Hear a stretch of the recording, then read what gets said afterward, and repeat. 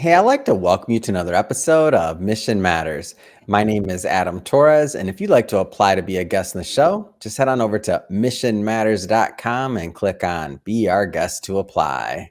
All right, so today I have Skip Wilson on the line. He's founder and CEO over at Draft Media Partners. Skip, welcome to the show. Thank you for having me, man. It's an honor.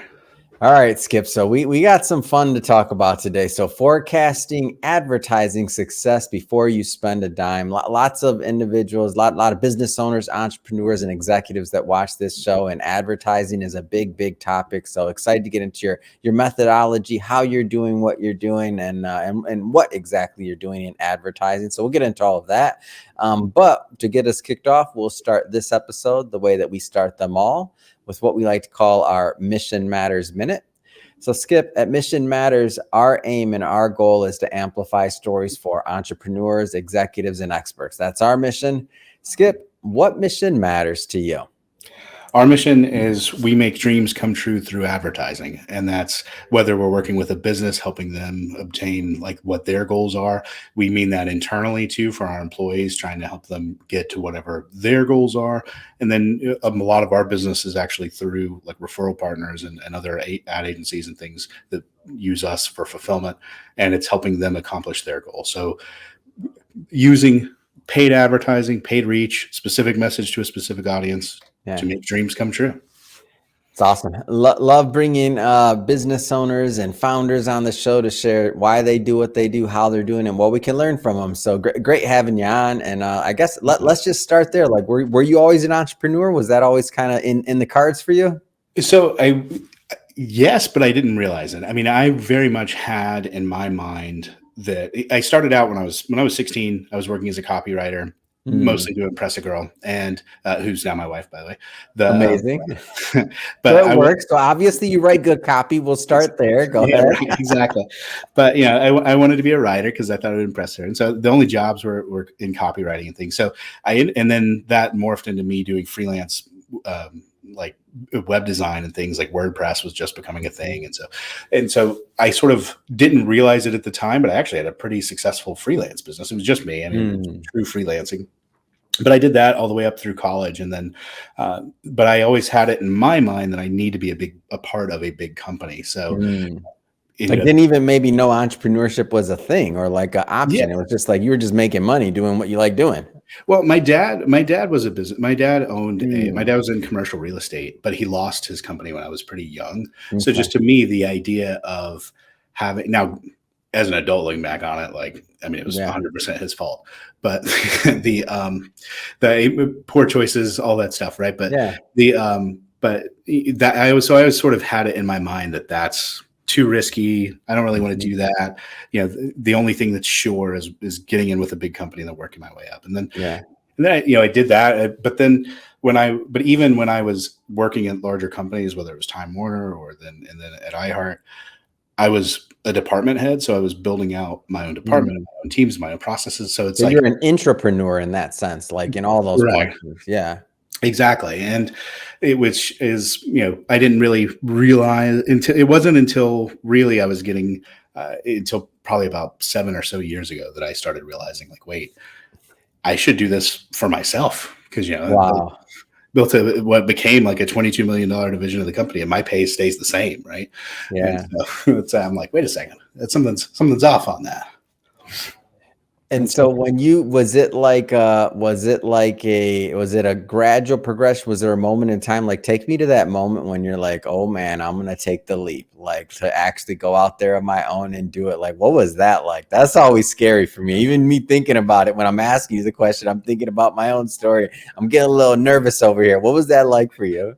It was by far the hardest decision ever. Looking back on it, it shouldn't have been. I had really a core customer base that I was going to be able to start off with. So I wasn't starting from scratch. I wasn't starting at zero.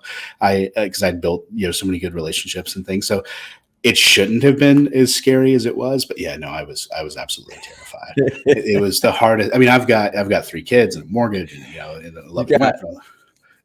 There's some pretty responsibilities, to say the least. Exactly. It's not just my life I'm putting on the line, right? Like it's I'm taking a whole team of people down with me if I go down. So it was absolutely terrifying. And what's funny is that I didn't really think the stuff that I thought would be hard ended up being Mhm. easy. Things like taxes and insurance and those types of things were the things that scared me from going out on my own. Mhm. But then once you actually take the leap, that's actually fairly easy, right? You just hire an Yeah. accountant and just do what they say and those types of things. So But you don't know at that time because you didn't deal with it. Yeah. but it was the little. I was a couple of weeks out on my own, and I bought this printer, and I couldn't get this printer connected to my computer. And I sat there, and it took me like 2.5 hours, and that's when I had like almost like a breakdown. Couldn't call IT. Yeah, exactly. I was just overcome with the awareness of like, oh, it's just me now. Like, yeah, there's no IT department. There's no. That's so.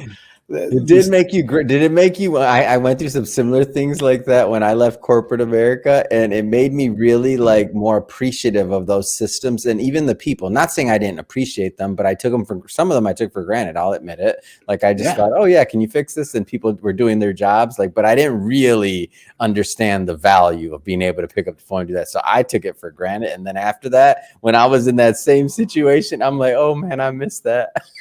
Exactly. Yeah, the stuff that's almost annoying as an employee or like funny as an employee, like things like a handbook, like an employee handbook. It's like the minute you get that at a job, like that's going straight in the trash, right? You never look at it, you never read it.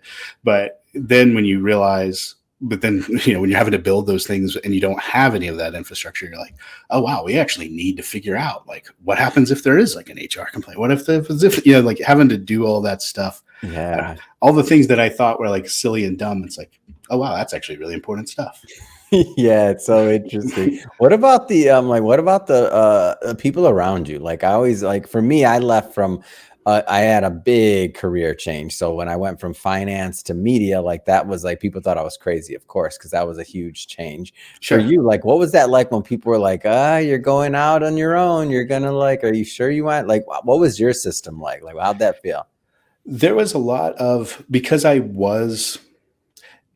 it almost felt like a breakup of sorts leaving the department that I had been so invested in building and things. Like there was a lot of, I mean, honestly, I feel like almost I was getting a lot of like, please don't go, please don't do this, please, that, and types of phone calls and those types of things. And then, and that coupled with my own internal fear is like a hard thing to like go over. And then, but then once actually doing it, with the exception of those little moments like with the printer, it is so much better. Even though I'm working longer hours, I mean, you in corporate America, you can have those days where you get in charge of your own schedule. Now you don't work 60, you work 100. It's great. Yeah, exactly. But it's like it sounds amazing. It's like on paper it makes no sense. It's like in my iHeart days, I could have just like coasted for a day if I really needed to. Like I could have just had like a okay day. Like, but when you're doing it on your own, it's like but it's so much better. I mean, even though it is objective, like looking from the outside in, you're like, how is that a better thing? I don't know. It is for some people. I understand it's not right for everybody, but for some folks, it very much is.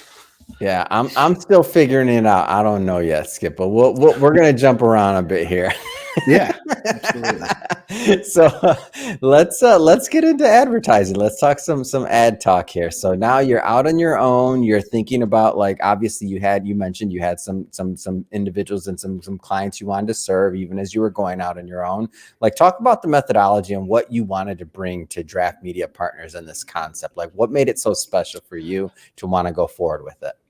I was going into when I was launching my own business, I was adjacent to what I was doing at iHeart. I mean, at iHeart, it was very much an advertising, like all digital advertising.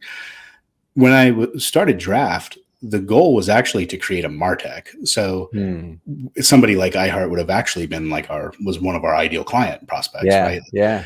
And because when I had a meeting with my financial advisor a couple of years prior to that, and he put 3 plans in front of me and he was like, all right, this plan is like high risk, but will likely produce something like, I'm just making up these numbers. I don't remember. Yeah. This one will produce like 12% return. This one's very middle of the road, but is a lot safer. We'll do 7%. And then this one's, whatever. Yeah. And I was like, why doesn't that exist in the advertising world? Because we know like that a landing page should convert at about 3 to 5%. We know that, a radio campaign about 1% of the QM should respond to the ad. It's like, we know those objective things. Yeah. Why can't we forecast that? Because we always say advertising is an investment, but unlike most investments, it's kind of when it comes like, hey, if I give you $1 million, what can I get in return? It was always met with like I don't know, an invoice, definitely an invoice. Definitely. And so I just didn't like that answer. And so, after at that point, 15-ish years of giving him essentially that same answer, I was like, I had sort of the poor man's version of it, like my little like spreadsheet of industry averages and those types of things. And I was like, we just need to turn this into a platform, into a software. So if it's a roofing company in Des Moines, Iowa, and they need 50 appointments a month or whatever, it can build out the plan from that. And so that was the original idea, was to create a MarTech media planning software. And then of course no one bought that, and which is okay, because what I didn't realize is that our target audience, media companies, mid-size agencies, fractional CMOs, they don't have any money. And so the last thing they need is to be paying for like another software as a service, right? Interesting. Yeah. And so we pivoted after about 6 months or so. We had to pivot to being, we just kept getting these requests of, hey, you built this plan. That's great. Can you just execute it? Yeah. And so we realized that was actually the bigger opportunity. And so that's when we pivoted to being a ad execution company. Then how good was it that it only took 6 months? And I love that concept of you being able to pivot and you actually doing it. Many business owners and businesses, a lot of times they may fail is because they're not listening to that feedback of like, will you do it for us? That's sometimes where the biggest gold is for us. I'll give you a quick example. We when we started this, we had no intention of launching shows for other individuals, other podcast hosts. And at some point we just said yes, and now we've launched over 200 shows. That wasn't even in the plan. That wasn't right. We had no idea we were going to be in that business. And that ends up being one of our most interesting things that I believe we do. Exactly. Yeah. I mean, that's the thing. I was actually kind of trying to get out of the, my goal was to sort of get out of the advertising world. And it turns out that that's actually exactly what was needed, because there's so many ad agencies that are great at coming up with great copy or coming up with great taglines and those types of things, but then they'll forget to check the box that makes sure that it runs in the right market. So it's like you got like all this plan, or something like that. Yeah. The actual execution was where everything was falling off. And so, but that's the kind of insight you don't get until you do start and you just listen to the feedback that you get. I mean, it's the same thing with an ad campaign too. The idea of a campaign failing is kind of old hat. That shouldn't be the case. Like that's almost impossible, because you get such instant feedback. If it's longer than if it's a 4-week or longer campaign, you should be able to figure out, okay, our ad's not getting clicked, or people aren't searching us after they hear it or whatever, or see it. That means our ad stinks, or we have the wrong audience. So tweak those things. Or it's getting the right traffic. They're coming to our page. It's not converting. Well, that means it's either an offer issue or the landing page issue. If you stay on top of the feedback you're getting, then the idea of the whole thing failing is kind of impossible. It's like that ad may fail, or that landing page may fail, or that whatever may fail. But the idea of sending a specific message to a specific audience doesn't fail. Like, it's just, you got to figure out which audience and which message. Yeah. Talk to me a little bit more about the science or the forecasting aspect of this and how it works. So for some that watch this may be a new concept, because maybe they're listening to the same thing that you mentioned you were giving people for many years, right? Which is I'll give you an invoice. Right. Yeah, exactly. So a good sort of rule of thumb is some cocktail napkin numbers. Every industry is different. Every platform. Of course. Yeah. But if you're just trying to sort of cocktail napkin something out, you're looking at about a 1% click-through rate or higher on search and social. You're looking at about a 0.1% in display, and then you're looking at about a 5% conversion once they come to your site. The other media also has those same metrics, but that's a little bit more complicated. It's like Yeah. percent of reach, response, and stuff. So most people listening to this, we'll just keep it digital for right now because digital is easier. Although just know that those metrics are out there for other platforms as well. But that's a good rule of thumb. So if it costs you about $5 or $6 to get someone to your site, know that it's going to cost you, about 20 or so people to your site before you can get a good lead. So you have likely a acquisition cost of around $100. That's a good sort of cocktail napkin number. And because usually, especially small business owners, will fall into two categories when they're looking at an ad campaign. They either view marketing as a necessary evil, so they don't really care to track any of it. Yeah. Or they view it as some sort of like magic money machine. And they so they think they just got to pull the right lever on the right campaign and everything's going to be fixed. Exactly. If they spend $1,000, not Vegas, people. Yeah, exactly. If you spend $1,000, you're not going to get 1,000 good leads, and that's there's not a platform that can do that, right? So you want to make sure that math works within your industry. And so one of the things you mentioned was platforms and keeping it digital. Talk about just the types of different advertising that you're doing, like just like platforms, things like that. Yeah. So, I mean, Draft, we focus just on paid media. So there are some things that I won't talk about, things like SEO, search engine optimization, which is just basically showing up organically when someone searches you, and those types of things, more guerrilla marketing tactics and things that you have less direct control on. Paid advertising is like a light switch. Like you can turn it on and you're instantly if it's Google, you're at the top of the page or not. And then you turn it off and it's like you never existed. And so there's good and bad to that. But everything with us is paid media. So when we talk about paid advertising, it's radio, television, print. That's sort of the traditional media. Then you've got outdoor, which is everything from park benches to the backs of buses to Times Square billboards, right? And then there's what's called OTT, or over the top television, which is things like Hulu ads, Prime Video ads, all of those things.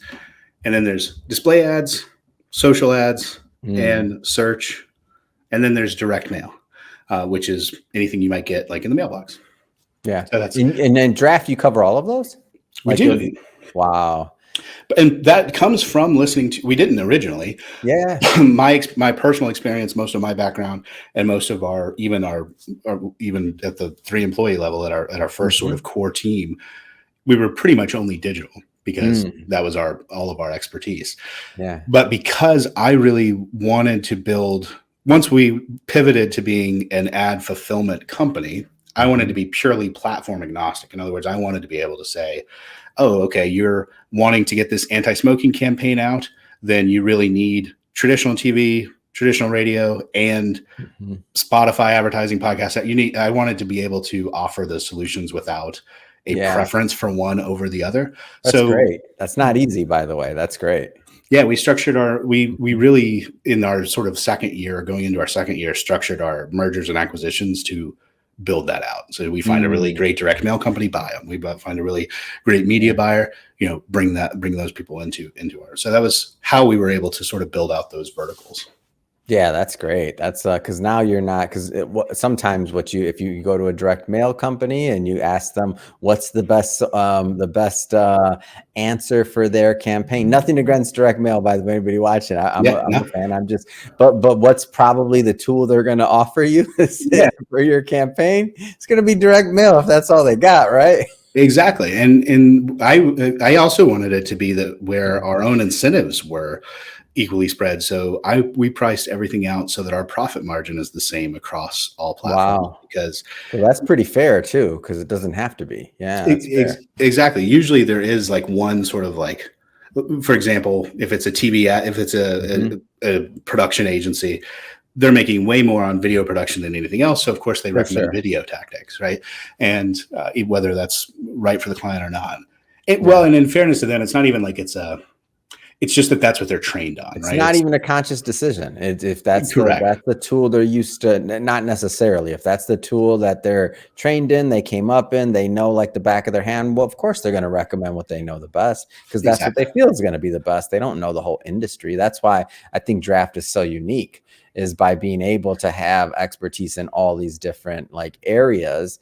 You kind of get, I don't know if I should use the word a fair shake, but you're going to get a better view on possibly what's going to make the most sense. Like that's pretty cool to me. Yeah, we do. I mean, the plans are built by algorithms within the industry and within past Mhm. learning. So because of that, it kind of takes like the now every time a person will, like whoever the account manager is on that Sure. account will make sure that it makes sense. But for the Of most course. part, if it's a dentist in Philadelphia or whatever, Mhm. it's building the best plan in that market for that industry. And it doesn't care which of those products it is. Yeah. And then we figure out, okay, this has got some of this in it. So, hey, you're doing our media buying for this, or hey, this has got some of Mm. this in it. So it's Facebook, and so it's your. So we divvy it out internally, Yeah. so that because not everybody's an expert at everything. I still Of pretty course. much keep to digital, but Mhm. in terms of the actual execution stuff. But Mhm. our robots don't. Our robots don't care. Exactly. What are some of the niches of the industries that you work with? You mentioned dentists, you mentioned a couple others. Like what are some of those industries that you favor, or are you agnostic?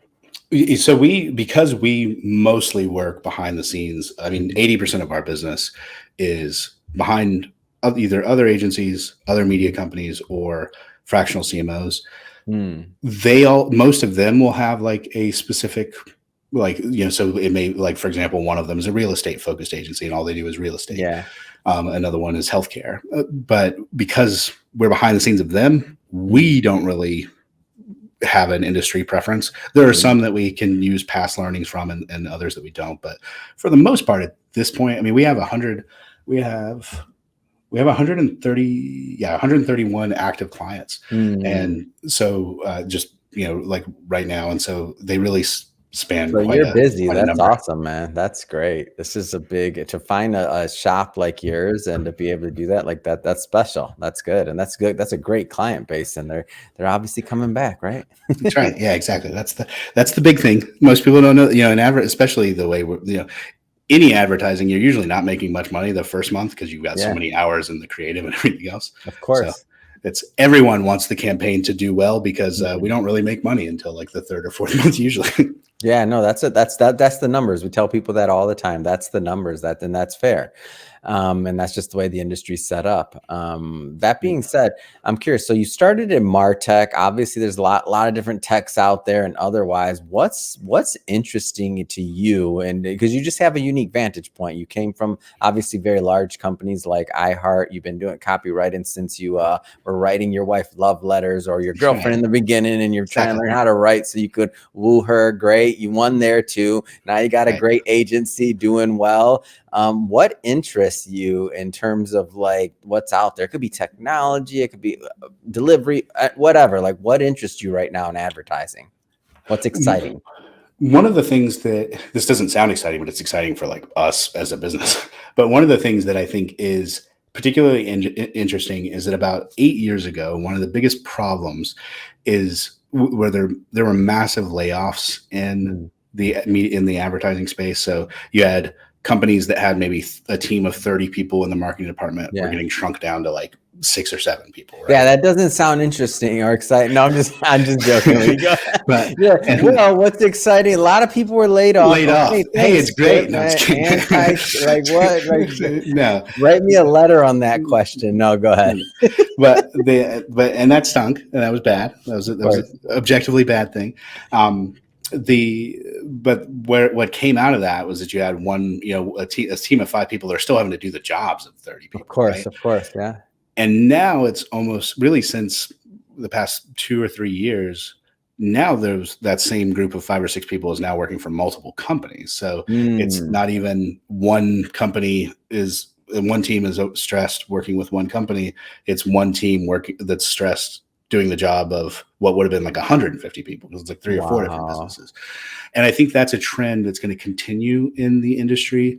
Yeah. And why that's exciting to me even though it doesn't sound like it's exciting. Why that's exciting to me is that that's going to force a lot of automations and that a lot of innovations and automations. Part of that will be, I think, directly beneficial to companies like ours. I mean, that's part of why we're structured how we are, is we can help alleviate some of those pains. Yeah. But so that's nice from a business standpoint. But I think it also too, marketing is very much an art. Like there's a lot of art to marketing. Advertising really isn't. It really is more of a objective science. And I think by having such small teams, it's going to force a lot of that objectivity, because it's just going to require so many things to be automated. Yeah. That is exciting, and the winners ultimately are the business owners and the people that are doing great work. So the people that do approach it as a science, like the industry's gonna skew more and more to individuals that think just like yourself, which will obviously be a win, like for you and your business, exactly, and for the business owners that work with you. I mean, so it's win-win. Yeah. Exactly. It's good for everyone. While it may mean that some folks are having to wear multiple hats and those things, and there's goods and bads. That's life now, as far as I'm concerned. After the pandemic, if you're not wearing more than one hat, then I don't know. Yeah, exactly. Then you're at risk, is what I say. You're at risk if you don't have another hat on. I don't care how long you've been at a place. That's exactly right. Yeah, it's going to cause folks to have different, varying skill sets and varying connections, and there's a certain amount of freedom to that too that I think will come for the individuals. So in other words, there will be more people working from home and those things. So it's all good stuff. Yeah, I agree with that. Well, Skip, what's next, man? What's next for you? What's next for the company? You're growing, you're doing great work. What's next? We just moved out. We've been in sort of stealth mode. I really wanted to, we spent our first, we're going into we've been 3 years. So we're going into our 4th year, and we really have been fairly quiet. In other words, we've pretty much only grown by, referrals and organic growth. And so we are sort of just now letting the world know we exist, things like this podcast. That we're only a couple of months into sort of making our presence known. And so that is the big, that's the big shift for us. Even our website and those types of things, everything's been sort of in, we knew we needed a site. Nobody really goes to it because it is all referrals. So nobody really cares about a website when it's a referral business. And so all of those things, revamping those things, building those things, truly getting our, truly having a focus on, we've been solely focused on the product side and building a great platform and product, that now it's all about seeing how far we can scale that. Amazing. And if somebody's listening to this and they want to follow up, they want to learn more about Draft, what's the best way for them to do that, Skip? You can, info@draftmediapartners.com or info@draftadvertising.com. Same email, same place. Start out there. We do our that planning platform, our business center, all of that stuff is, we don't charge for any of that. So feel free to use that. Build plans in it. You can request plans. We'll build plans for you. And there's no charge for any of that unless you decide to run the campaign through us, which obviously that's the goal for us, is that you'll say, yes, do it. But we'll build the plan and anything for free.